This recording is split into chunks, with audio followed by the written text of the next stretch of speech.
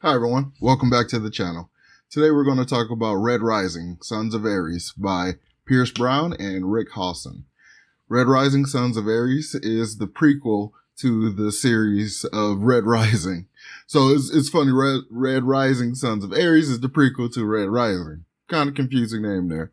So that's what we're going to talk about today. So remember to hit the like button and subscribe to the channel if you haven't done so already, and let's begin.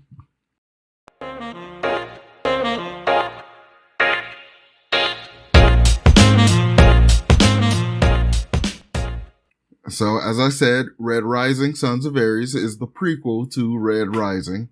It's a graphic novel told in 3 different volumes, and they're adapting it to graphic audiobook. So I got my hands on the first volume of the graphic audiobook, so I wanted to review that for you all. So in the future, we've colonized the entirety of the solar system, and, trade and travel through the planets is, as easy as, taking a plane to Canada or something like that. And, in order to accomplish this colonization, humanity relied on the advancements in gene editing and selective breeding, as well as just the, hierarchical societal systems that we already have, but they've turned them up a few notches. So the entire society is stratified by way of color. So being at the top, you have the golds, who are the elite. They're born like stronger and more powerful and all that kind of stuff. Like they're, through their breeding, their physiques are stronger and everything. And like their genes are great and all that kind of stuff. And there's, I believe, 13 or 14 different colors. And like the top of the top is the golds. They're the elites, considered the most intelligent. They're the leaders of society. And at the very bottom, you have the reds, who are like the miners and stuff, and like the terraformers. They're the ones who basically exclusively work to terraform these planets and moons and asteroids for, human use and stuff like that. So as you can imagine, that creates an incredibly segregated system where there is very little interaction between colors, and pretty much anybody beneath a gold is just like barely noticeable. Like they're completely unimportant, based on your color rank and all that stuff. It's a horribly stratified system. So given the rigidity of this system and like a very much Darwinian, strength rules kind of, strength conquers the weak kind of mentality. So in Red Rising, the entire solar system has been colonized, including the asteroid belts and pretty much the moons of every planet out. The way that this was accomplished was by relying on advancements in gene editing and selective breeding to basically foster in specific attributes that are needed in order to survive these environments and different planets and asteroids and stuff. So through this entire system, there's been this class system based on color that has roughly 14 colors, I think. The highest ranked are the golds. They're humanity's fierce, intelligent leaders and stuff. They're the elite, the creme de la creme and all that stuff. They're way up at the top. Their physiques tend to be much larger and stronger and hardier than the lower colors, as they call them. And the lowest colors of the system are the reds. The reds are people that are specifically bred to work in mines and like work with the terraforming machines and desalinization machines and things like that. Like they're the grunts and like the lowest class and like treated like absolute dirt. And of course, as you might expect, this creates an incredibly segregated system where even among the same color, there's very little equality to be found. And especially in the golds. So imagine everybody in the golds are, perfect human specimens or whatever to their, specific needs or whatever.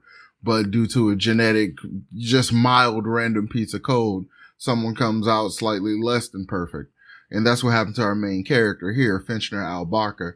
He was born I won't even call it a defect or anything. He was just less perfect than the other golds that were born. So the committee that controls birthing and everything like that had his mother like forcibly send him out in the wilderness for 3 days and like leave him out on like a tree stump or something like that in the elements. And if he survived 3 days, then he's allowed to basically be raised. And he survived. So like that's already an example of how crazy their system is. So, but because of his slight genetic deformity, like he's not as big as everyone else. he doesn't like have the perfect like body and everything. Like has the ability to get a belly and stuff like that. So, and he's not like perfect in the face. Like he's kind of ugly and stuff like that. So as a derisive term, they call him a bronzy, as basically to insinuate that he's not pure gold, that he's like mixed with a lower color or something like that. So even being, you know, in the highest of the colors, he still gets treated like crap.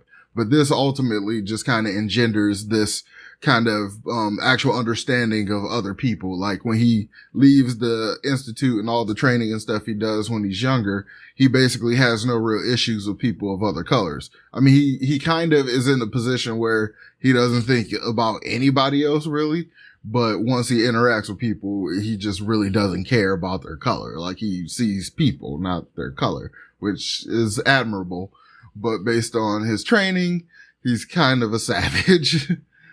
I really like this world that's created. The world building that's done here, the number of planets that we go to and the asteroid belt and all this kind of stuff. I think it's amazing. It reminds me a lot of Dune, the way they have, I believe it's more than just the, you know, our solar system. They have colonized in Dune because where is Arrakis? So like, I love those kinds of stories where like not just saying, oh yeah, space is, you know, there's other people on planets and things like that, but like we actually go there and do stuff and all that. Kind of like the show The Expanse. I really like that too. So I really like the world building Pierce did here. I'm sure that like he got some help from Rick, if I'm saying his name right. He got some help with him co-authoring the graphic novels, but like this is all clearly coming from Pierce Brown's book. And it just makes me that much more excited to get into Red Rising proper and like get into the story and get going. But like there are supposed to be 3 volumes, but only 2 are out right now. I just finished the 2nd volume, which I'll review separately, but it kind of puts me in an interesting position where I will have read most of or listened to most of the prequel before starting the main series. So I got a feeling that I'm going to know stuff that you're not supposed to know in the beginning of the first book just by way of knowing the prequel and stuff like that. So I wonder how that's going to affect my enjoyment of it. I doubt it'll, you know, taint it or anything like that, but it ought to be a fun little first time experience. Apart from the world building, I think the characterization is done really well. Like we follow this main crew of people, like kind of in the present day, as we then find out about Finchner's life, you know, in flashbacks. It's a little similar to the Name of the Wind, but I think this is done much better. And it's kind of very interesting too, because it's told in present tense, which is something I don't have much experience with. And I'm liking it a lot more than I would have expected something told in present tense. And the way that it's told, like something's happening in present day, but like we're being caught up on the character by the character remembering things. And the way it's just told, like in the use of present tense, despite knowing the character lives because they're telling the story, like it still somehow allows for a lot of tension because it's not, you know, being told in such a way where like, okay, because I got through this, I did that or anything. It's like it's in the moment. So you very much feel like the tension that's going on at that time. And I really, really enjoyed that.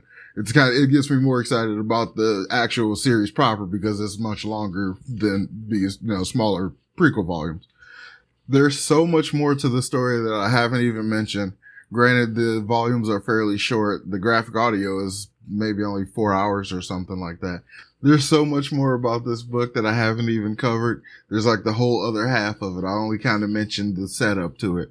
So I'm going to talk about the rest of that and like kind of spoilers for this first volume when I talk about volume 2. That'll be coming up later. So remember to hit that subscribe button so you don't miss out on that. And like this video if you haven't done so. And I will talk to you guys next time. Peace.